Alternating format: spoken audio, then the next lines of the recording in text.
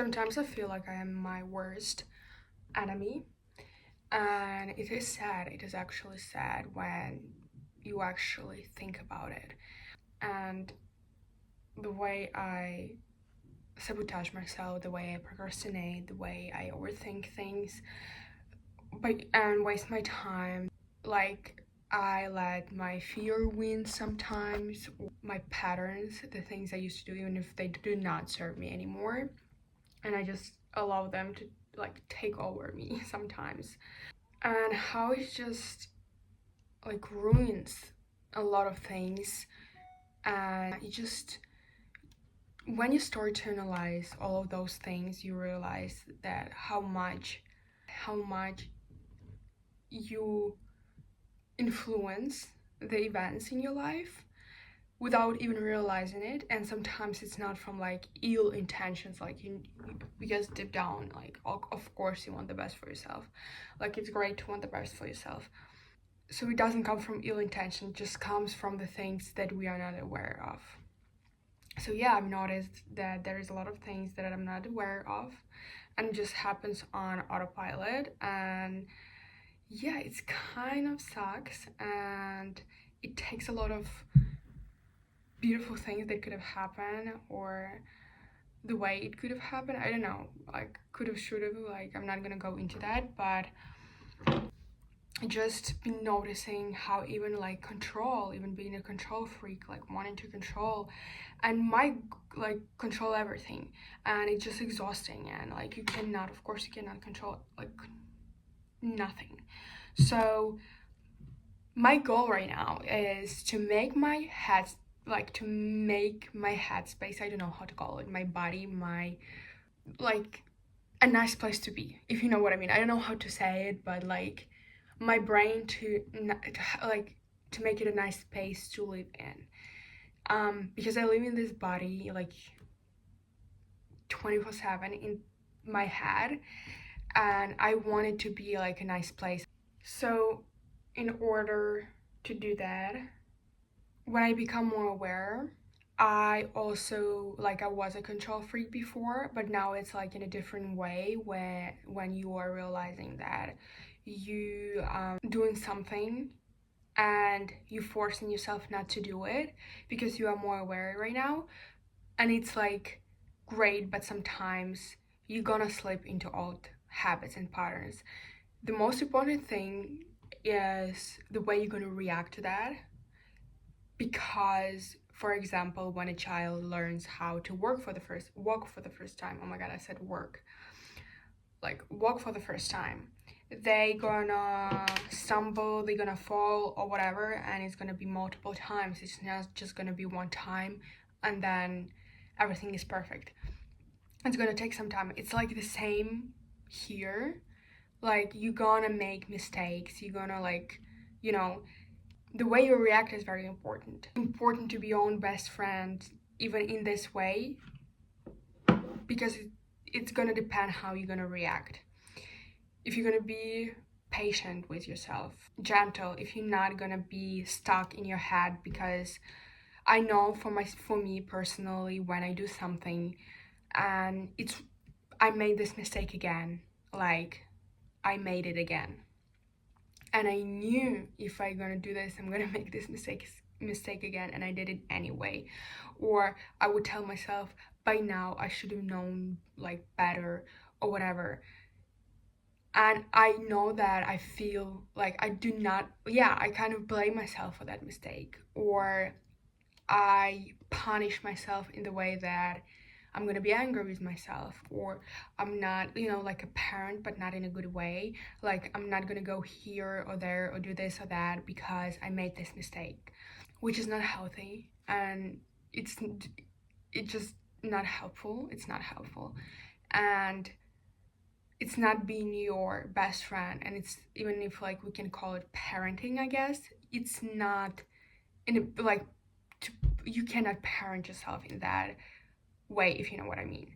So it also depends in those kind of situations, how do you react to your own mistakes. Not only like about more aware things that I talked at the beginning, I think It's also in the basic things that you can notice immediately, if that makes sense.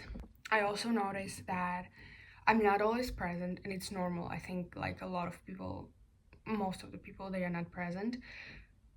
But I can worry about so many things, and I can think about so many things, and about the past, about the future, which takes me out of the present moment. And it can be even like, what am I gonna do like in a couple of days? We are not even like talking about projecting in like future, or like it's it can be something that is going to happen even, I don't know, in a couple of days. I noticed that it pulls me out of the present moment, and it puts me and I start spiraling, and I start overthinking it, and then I feel overwhelmed because I'm thinking about something that haven't even happened yet, and it's gonna happen like maybe in, I don't know, 10 days. So when I start thinking about like those things that are not urgent, and I can think about them later and they're gonna happen later, yeah, it knocks me out immediately of the present state. Also, I've noticed that I know I have to do something, but I'm gonna put it away because maybe I feel resistant towards it, but it's very important that I know I have to do it now. It's also like I'm gonna think about something else, I'm gonna procrastinate, and I'm gonna do something else, even feeling in the moment that I should not do that. I should not procrastinate right now, I should do something else. And maybe rewarding myself too much on something, like, know, for example, that you have like to do this and this and this, and after that you can go out and, I don't know, treat yourself for something nice. I don't know if it's the best way of educating your children or yourself. It can be debatable. But I know that having a structure, at least, if you're feeling like it's very important to listen to yourself and to your intuition and to your body, and if you feel like you cannot do something today, then you cannot. And if it's okay to do it like the next day or whatever, and push it away, of course you should you should prioritize your health, your mental health, etc., and not push yourself. But if you have a goal and you set something to do today, and waking up you feel lazy, you feel like procrastinating, first of all, asking myself questions, like when I ask myself questions, not force myself, but ask myself questions, why do I want to procrastinate? Where from this feeling is coming from? Where from this feeling is coming from? Help me, please. Yeah, so where it came from?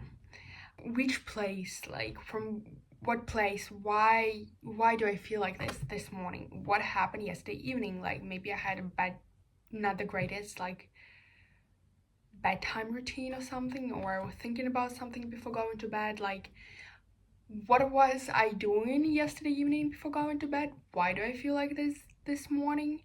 Is it something that is triggering me? And like talking first with myself, not forcing myself to do something, and like, yes, you have to do it because you have to do it. Yes, I have to do it, but like, I can talk with myself and understand what is happening in my body, in my brain, and I just force myself to do things because I just put them on the agenda, you know what I mean? It's different with like not wanting to do something and actually being disciplined, but also listening to yourself and understanding what is happening in your body and not neglecting it. So yes, having more structure and knowing that there are things that they're gonna be done by this hour, and then I can do something else, have any priorities. So I know I used to be chaotic, and I can sometimes still be chaotic. I can do one thing and then get distracted and do 5 more other things.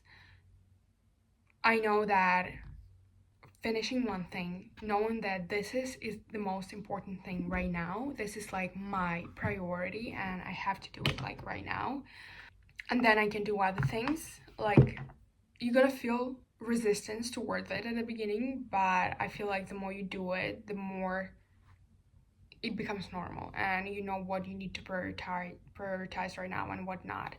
And it's been very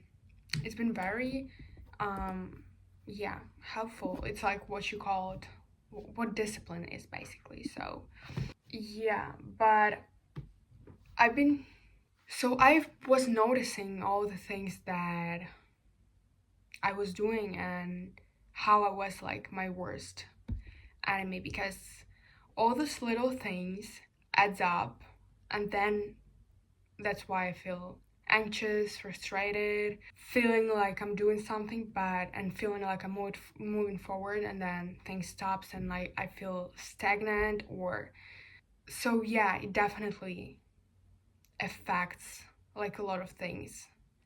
And the way you speak to yourself is very important, because I've noticed, and it was also very sad, how I speak to myself without even realizing. Yes, I do affirmations. Yes, I do this and that. And then I want to say, you are a hypocrite, bitch, because why are you lying? Like, you know, this is funny because you do all of this affirmations, and then I notice how I speak to myself, how angry I am with myself, how when something doesn't go the way I want to, or I make a mistake, how I feel about myself, what I think about myself, and or if something doesn't look perfect, how much I attach my self-worth.